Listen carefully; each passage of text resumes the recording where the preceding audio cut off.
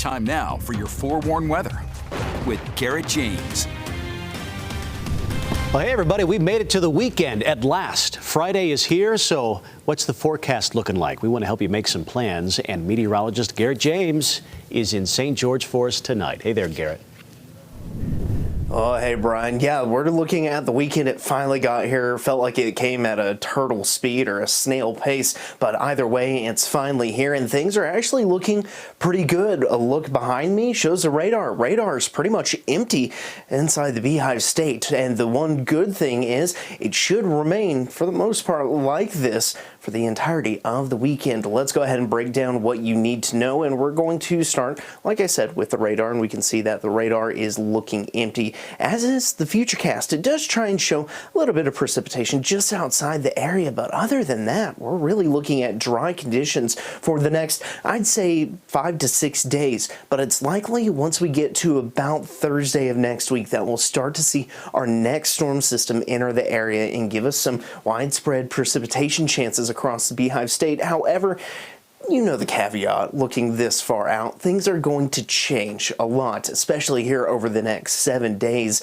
and we're going to obviously keep you updated with the latest, but it does show that we could see a couple stretch of days of precipitation chances starting Thursday, and we can see that shows it's lasting through next weekend, but overall upper level futurecast, it kind of reflects that. And one thing that we do, or at least I do, is I always look for what's going to be coming next, and high pressure, that's next, and we can see that's actually already building today, and it's going to really build up over the weekend, and that's going to cause us to see some not so good air quality, especially by the time we get to tomorrow. But if you take a look out to the west, there's that next low pressure system that could be lurking.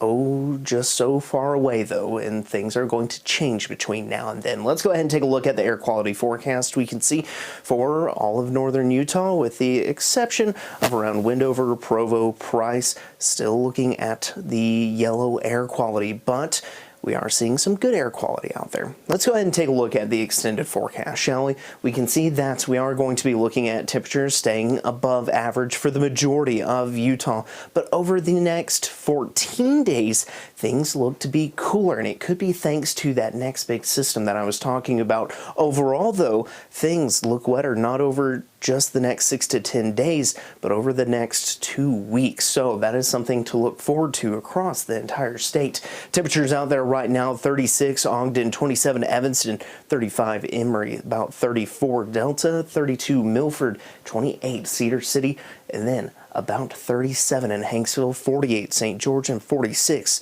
Lake Powell. But lows tonight show the teens for Evanston and Beaver. However, everybody else primarily in the 20s, with the exception of St. George, which has the highest low temperature at 31 degrees. Then tomorrow's highs, we'll see the 50s for parts of southern Utah, but a lot of 40s across the state. And then we can see Evanston and Logan in the upper 30s. Let's go ahead and take a look at the next 7 days, shall we? We're going to be looking at mainly the 40s through the beginning of next week for the Wasatch Front, but hazy conditions are really going to lock in place as high pressure does that as well. But Thursday and Friday, scattered rain chances enter the forecast and could help clear up some of those hazy conditions. St. George, on the other hand, temperatures climbing into the mid-60s by Wednesday before cooler and wetter weather starts Thursday.